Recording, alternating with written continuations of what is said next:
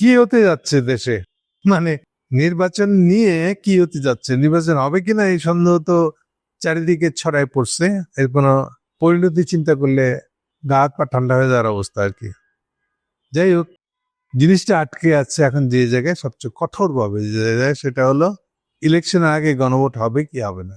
BNP অনর ইলেকশনের আগে কোনো গণভোট হবে না, যদি হয় একমাত্র ওই ইলেকশনের দিনই হবে, জাতীয় সংসদ ইলেকশনের দিনই গণভোট হইতে পারে একটা, নাইলে হবে না। এটা হচ্ছে বিএনপি অবস্থান। আর ঠিক এর পাল্টা হোক একদম উল্টা দিকে অবস্থান হলো জামাত ইসলামের, যে ইলেকশনের আগেই শুধু না, এই নভেম্বরে গণভোট হতে হবে। এই অবস্থায় চলেছে পরস্পরের মন কষাকষি, একজনের যদি ডাইনে তাকায় থাকে আর একজন বাঁয়ে তাকায় আছে, এরকম আর কি একটা অবস্থা। এরই ভিতরে গতকালকে আমি বুঝি না এই জিনিসটা কারা, এরা ট্রেস কনসালটেন্সি নামে একটি সংস্থার উদ্যোগে প্রযুক্তি নির্ভর নির্বাচনী ইশতেহার প্রণয়নের রাজনৈতিক দলগুলোর ভূমিকা কি বললো, কি করতে চাই তার আমি কিছু বুঝি নাই। এইটুক বুঝছি, প্রযুক্তি নির্ভর নির্বাচনী ইশতেহার মানে কি, নির্বাচনী ইশতেহারটা কি অনলাইনে প্রকাশ করতে হবে এটা বলতে যাচ্ছে, আমি জানি না, হোয়াটএভার। কিন্তু কাহিনী হইতেছে সেখানে এবার বিএনপি জামাত সহ কিছু দল উপস্থিত ছিল, এমনকি ইনু সাহেবের যে প্রেস সচিব আছে সে উপস্থিত ছিল বক্তা হিসেবে। তো সেই অনুষ্ঠানে বিএনপি দিতে গেছিল আমির খসরু। তার বক্তব্যটা হলো যে খুবই হালকা মিষ্টি করে সেট করা, মিষ্টি, যেমন যেটাকে শিরোনাম বানিয়ে দিচ্ছে প্রথম আলো, কথায় কথায় রাস্তায় যাবেন, বৃহত্তর দল যদি রাস্তায় নামে সংঘর্ষ তো হবেই। মানে বুঝছা, মানে হলো জামাতকে উদ্দেশ্য করে বলতেছে আপনারা যে কথায় কথায় রাস্তায় নেমে যাচ্ছেন। জামাত 11 তারিখে একটা প্রোগ্রাম দিয়েছে, আগামী 11 তারিখে, আজকে 8 তারিখ, 11 তারিখে তারা ঢাকা ঘেরাও, মানে ঢাকার বাইরে থেকে লোক আনে। মানে আসলে অনেকের মনে থাকতে পারে 27 সালে এরশাদের আমলে আমরা একটা ঢাকা ঘেরাওয়ের প্রোগ্রাম দিয়েছিলাম। ইউজুয়ালি ঢাকা ঘেরাও প্রোগ্রাম মানে হলো যে আপনার ঢাকা ঢোকার যতগুলো মুখ আছে, যেমন ধরেন গাবতলী, তখনকার দিনে খালেক এই যে সিনেমা হল চালু ছিল তখন, যে খালেক এই গাবতলি পারে কাউকে বিদ্যুৎ ঢুকতে দেয় নাই। তো সেরকম সেকালে এটাই ছিল সবচেয়ে বড় জায়গা যেখান দিয়ে ঢাকা শহর ঢুকতো। এই উত্তর দক্ষিণে দুইটার বাসই এদিক দিয়ে ঢুকতে হতো, যেহেতু পদ্মা তখন বালাই ছিল না।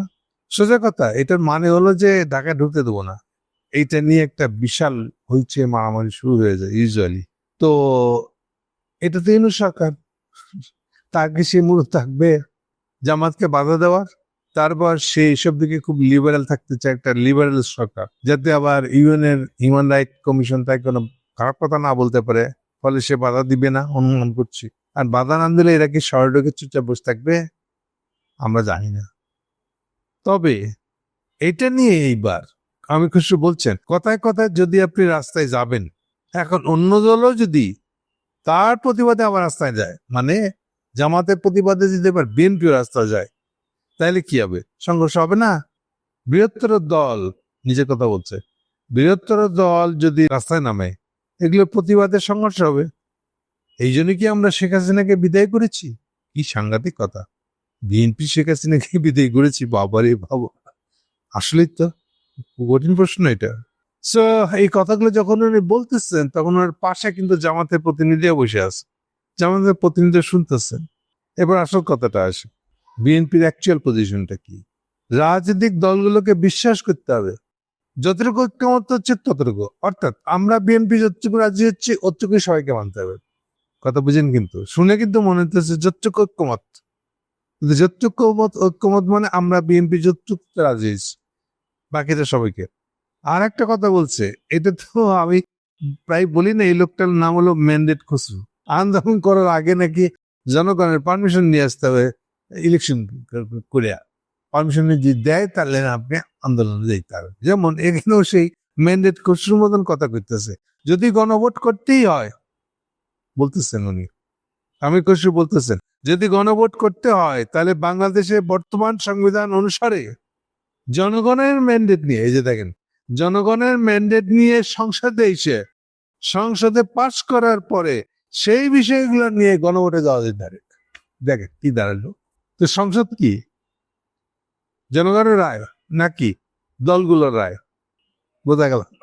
আর যদি এটা জনগণের রায় হয়, সংসদ জনগণের দ্বারা নির্বাচিত, তাহলে তো জনগণের মনের কথাই তারা বলতেছে।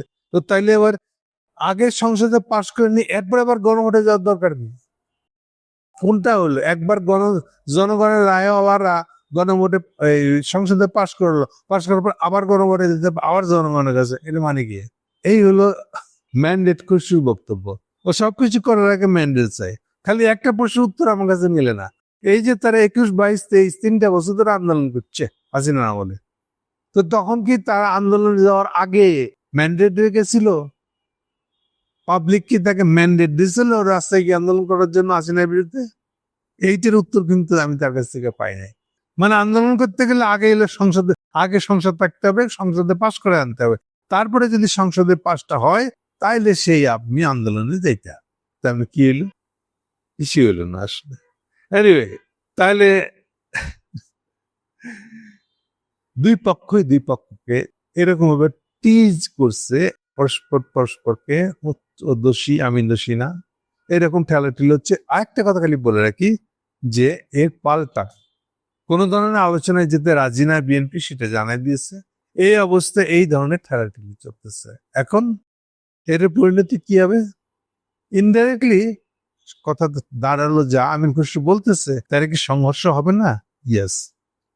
তার মানে আমির খুশরু এখানে সংঘর্ষ দেখতেছে সামনে। Thank you.